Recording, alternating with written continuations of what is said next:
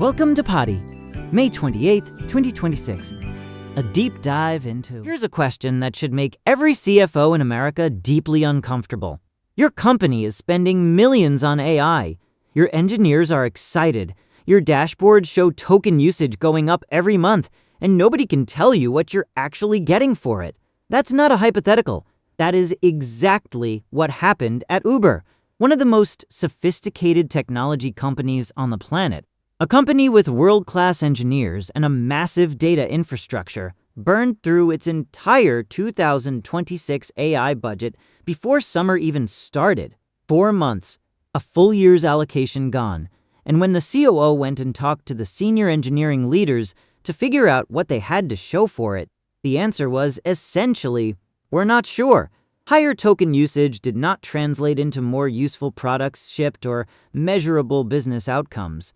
That tension between AI enthusiasm and AI accountability is what we're unpacking today, because I think this is one of the most important inflection points in enterprise technology right now. Let me give you the background you need to follow this properly, because to understand why Uber's situation is so revealing, you have to understand how enterprise software pricing worked before generative AI showed up and broke everything. For roughly 2 decades, the dominant model was per-seat SaaS. You pay a flat monthly fee per user, and it doesn't matter how intensively that user works. Whether they open the app once a day or run it 12 hours straight, you pay the same amount. That predictability was one of the great virtues of the SaaS era. Finance teams loved it. You could model your software costs years in advance. Generative AI completely demolished that model. Large language models charge by the token, and a token is roughly 3/4 of a word. So every prompt you type, every response the model generates, every time an AI agent loops back through a workflow and calls the model again, you are burning real money in real time. This is fundamentally more analogous to your electricity bill or your cloud compute bill than to a software license. And companies that built their AI budgets using the old SaaS mental model found themselves suddenly exposed to a consumption-based cost structure they were completely unprepared to govern. Now, here's what most people get wrong about this. They assume it's a problem of AI being expensive. It's not really about the raw cost of tokens. And this is important. Token prices have actually fallen dramatically. GPT-4 class inference is roughly 100 times cheaper per token today than it was in early 2023. 100 times! That's an extraordinary price decline in about 2 years. So the technology itself is getting dramatically cheaper. The problem is that enterprise consumption has scaled faster than prices have dropped, which means net spend is still rising. Think about that dynamic for a second. The per unit cost is collapsing, but the total bill keeps going up because companies are using exponentially more of it. And when you provision AI tools as a flat-rate internal resource, which many companies do, because it feels like a nice perk and reduces friction for adoption, individual teams have zero incentive to optimize their usage. The cost is socialized across the organization. No team feels the pain of their own consumption. That's the structural problem underneath Uber's budget crisis, and it has a name in engineering culture. The term is token maxing, and once you hear it, you start seeing it everywhere. Token maxing is the tendency for developers, product teams, and AI agents to maximize token consumption, either because longer context windows produce marginally better outputs, because agentic pipelines loop repeatedly and call the model multiple times per task, or simply because there's no internal price signal discouraging heavy use. It's a really human dynamic when you think about it. If you gave every employee unlimited free cloud storage tomorrow, usage would explode overnight, not because anyone is being malicious, but because the cost is invisible to the person making the decision. Economists have a name for this. It's a tragedy of the commons applied to compute resources. Everyone is individually rational, and the collective outcome is irrational. And what makes token maxing particularly tricky is that there's often a plausible technical justification for burning more tokens. A developer can always argue that giving the model more context, or running another agentic loop, or using a larger model instead of a smaller one produces a marginally better output.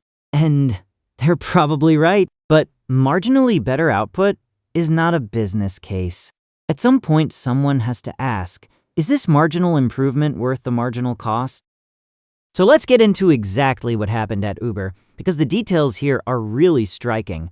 Uber's CTO, Praveen Napali-Naga, revealed in an April interview with the information that Uber had already exhausted its entire 2026 AI budget. And this was before summer. 4 months into the year, a full year's allocation was gone. That interview apparently went pretty viral in tech circles, which tells you something about how many people recognized the pattern from their own companies. Then Uber's COO and president, Andrew McDonald, followed up with what was described as a rapid response interview, and he was remarkably candid. He said publicly that it was becoming increasingly difficult to justify AI expenditure inside the company. And, crucially, he said his conclusion came from conversations with Uber's senior engineering leaders. So this isn't a finance team that doesn't understand technology pushing back on engineers. This is the COO going to the technical leaders themselves and asking, what are we getting for this? And the answer he got back was that higher token usage was not translating into a proportional increase in useful products shipped or measurable business outcomes. That's a devastating finding, not because it means AI is worthless. I don't think that's the takeaway at all. But because it means Uber, with all its technical sophistication, had not built the governance infrastructure to connect AI spend to AI value. I want to sit with that for a second, because I think it's easy to read this story as big company complains about AI and move on, but the accountability gap McDonald is describing is genuinely structural, and it matters far beyond Uber. When token costs are invisible to the teams generating them, when a product team or an engineering team is burning compute without any feedback loop connecting their usage behavior to business outcomes, you have a system that is almost designed to produce exactly the crisis Uber experienced. There's no signal. There's no price. There's no moment where a developer pauses and asks, is this next token worth it? They just keep going, because of course they do. The tool is there, it's available, it seems to help, and the cost shows up somewhere else on someone else's budget line. What Uber's COO is really describing is the absence of an internal market for AI compute. And that framing, I think, points directly toward what the fix looks like. But we'll get to that. Now, there's a really interesting data point that came out of this broader conversation that I think deserves its own moment, because it's kind of mind-bending. An Nvidia VP. And remember, Nvidia makes the hardware that underpins the entire AI boom, acknowledged publicly that AI compute costs can exceed the cost of human salaries at some companies. Let that land. The company that builds the chips that power AI is admitting that in some cases, the AI is more expensive than the human it's supposed to be replacing or augmenting. And separately, there's reporting from Cybernews and other outlets that at some companies, AI token costs now exceed individual employee salaries, and that firms which laid off workers specifically to cut costs are in some cases paying 5 times more for their AI replacements. 5 times. Now, I want to be careful here. These are specific cases, not universal patterns, and the situations vary a lot, but the directional signal is hard to ignore. And then Jensen Huang himself, the CEO of Nvidia, has suggested that a $500,000 engineer should be consuming around $250,000 in tokens annually. That's a wild framing, right? He's essentially saying token spend should be treated as a productivity proxy. The more tokens your expensive engineer is burning, the more output they're presumably generating. But Uber's COO just looked his engineers in the eye and found the opposite relationship. So you have this fascinating collision of framings. Jensen Huang says high token consumption signals high productivity. Andrew McDonald at Uber says high token consumption is not correlating with useful products or business outcomes. Both of these things can be partially true at the same time, and I think that's actually the most honest read. Token consumption might be a necessary condition for AI productivity. You can't get value out of a model you're not using, but it's clearly not a sufficient condition.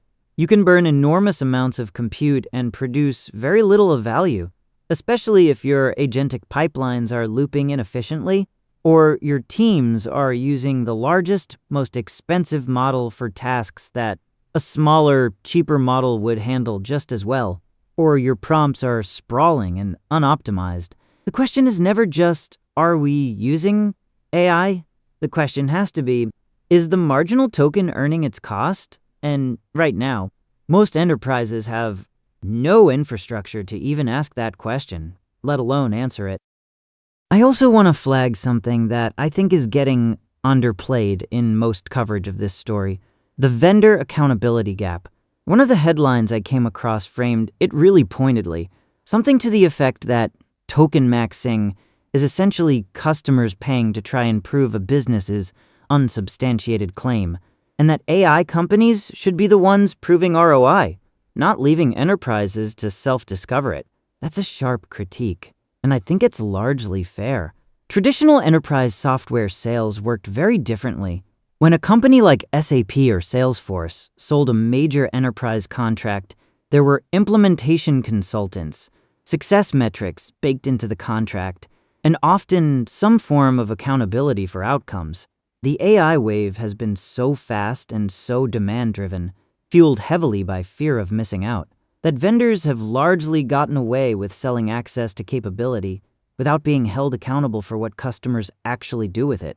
That dynamic is starting to shift. The fact that Uber's COO is saying this publicly in a named interview is a signal that the tolerance for figure it out yourself is running out at the executive level. And when COOs start saying things like this publicly, CFOs start asking questions in board meetings. That's when vendor behavior changes. Let's zoom out to the broader enterprise landscape for a moment, because Uber is a high-profile case, but it's not an isolated one. There's a term that's been circulating in analyst circles, the AI ROI reckoning. After 2 to 3 years of enthusiastic adoption driven by competitive anxiety, nobody wanted to be the company that missed the AI wave. CFOs and COOs are now demanding that AI investments justify themselves in conventional financial terms.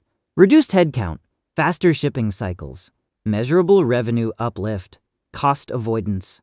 The challenge, and this is the part that makes this genuinely hard, rather than just a management failure, is that generative AI's value is often diffuse, probabilistic, and long-tailed. It doesn't always show up cleanly in a spreadsheet. A developer who's 20% faster because of AI copilot tools, how do you measure that? A customer service interaction that's slightly smoother because of AI-assisted responses, what's the dollar value? These are real benefits, but they resist the clean ROI calculations that traditional software investments supported, and that mismatch between how AI creates value and how finance teams measure value is going to be one of the defining tensions of the next few years in enterprise tech. One of the headlines I came across framed this really well. It said something like, token usage is going up. ROI is getting harder to explain. This feels like a major reality check for enterprise AI. And I think that's right, but I want to push back slightly on the implicit pessimism in that framing. A reality check is not a verdict, it's a correction. And corrections are healthy. The companies that are going through this reckoning right now, Uber being the most public example, are actually doing something important. They're forcing the maturation of AI governance that the industry desperately needs. The companies that never ask hard questions about ROI, that just keep burning tokens and hoping value emerges, those are the companies that are going to be in real trouble in 2 or 3 years when the competitive landscape has shifted and they have nothing to show for their investment. Uber, asking these questions now, even if it's uncomfortable, even if it went viral in a way that's a little embarrassing, is the right move. The pressure to prove AI isn't just expensive, as one headline put it, is actually productive pressure. Now let me get into what I think the real implications are here, because I think there are 4 or 5 threads that are worth pulling on carefully. The first one is about who this problem affects beyond Uber. If a company with Uber's engineering culture, Uber's data infrastructure, and Uber's technical talent is struggling to govern AI spend and connect it to outcomes, what does that say about companies that are less technically sophisticated? Your average mid-market manufacturer, your regional bank, your healthcare system that's been sold an AI platform by a vendor. These organizations do not have Uber's capacity to even diagnose the problem. They may be experiencing the same token mexing dynamics and have no idea because they lack the internal visibility to see it. That's a genuinely concerning pattern, and I think it points to a coming wave of enterprise AI disappointment that is going to be much broader and louder than what we're seeing from Uber right now.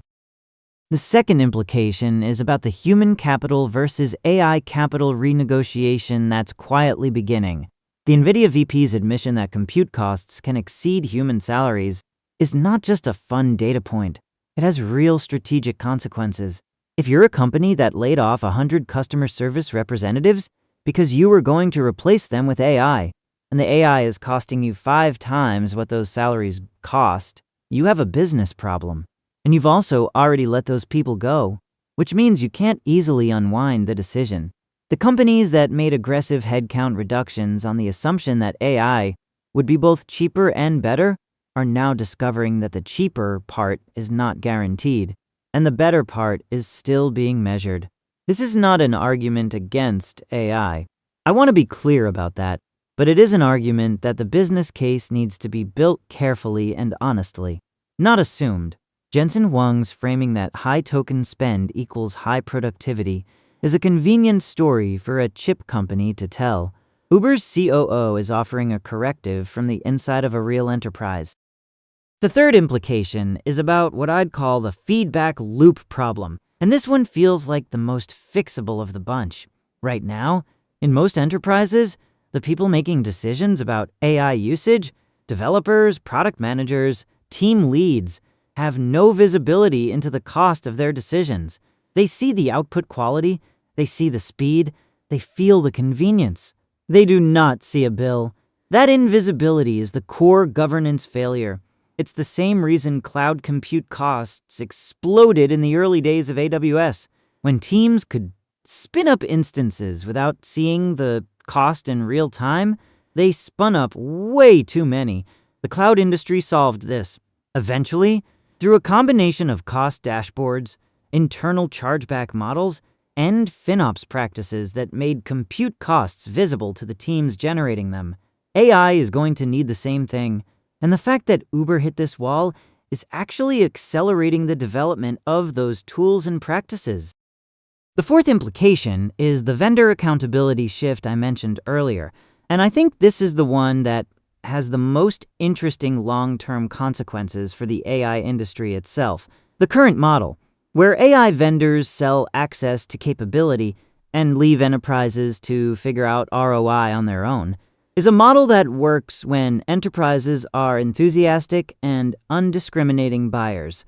That was the market of 2022 and 2023. The market of 2025 and beyond is going to be much more demanding. When COOs are going on record saying AI spend is hard to justify, that's a signal that the terms of the conversation are changing. Vendors who can demonstrate ROI proactively, who can show up with case studies and measurement frameworks and outcome-based pricing experiments, are going to have a meaningful competitive advantage over vendors who are still just selling access. This is actually a normal maturation cycle for enterprise software. It happened with cloud, it happened with analytics platforms. But it's happening faster with AI because the spend is so large and the accountability gap is so visible. Okay, let's get into predictions, and I want to be upfront. This is pattern matching from limited research, not first principles analysis. But based on what we're seeing from Uber and the broader signals in the enterprise AI landscape, here's what I think is the most plausible near-term trajectory. Large enterprises are going to move rapidly toward internal token pricing and chargeback models.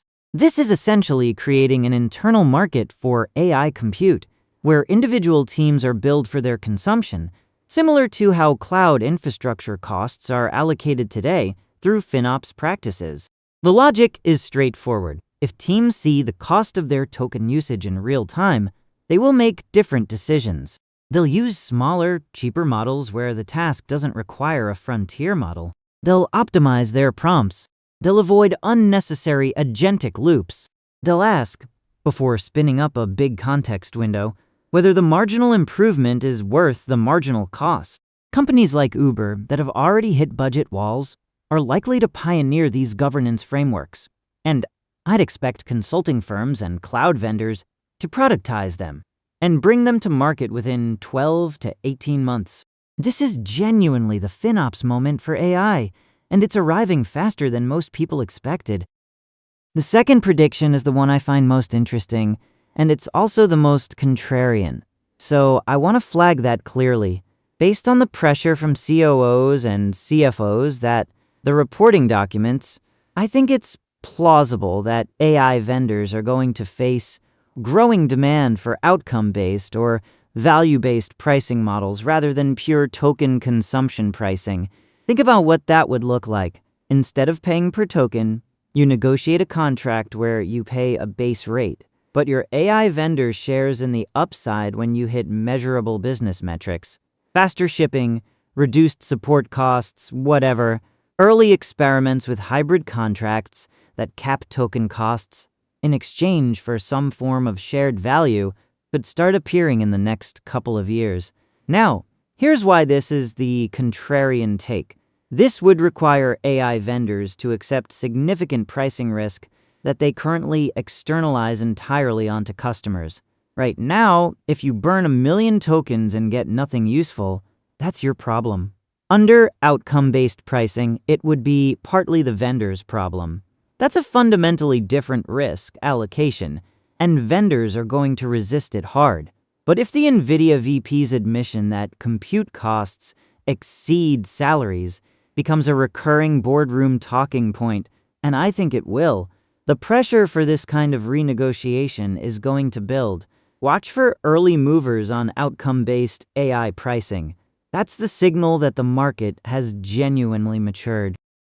I also want to flag something for listeners who are inside companies navigating this right now, because I think there are some very practical questions worth asking. First, does your organization have visibility into AI token costs at the team level?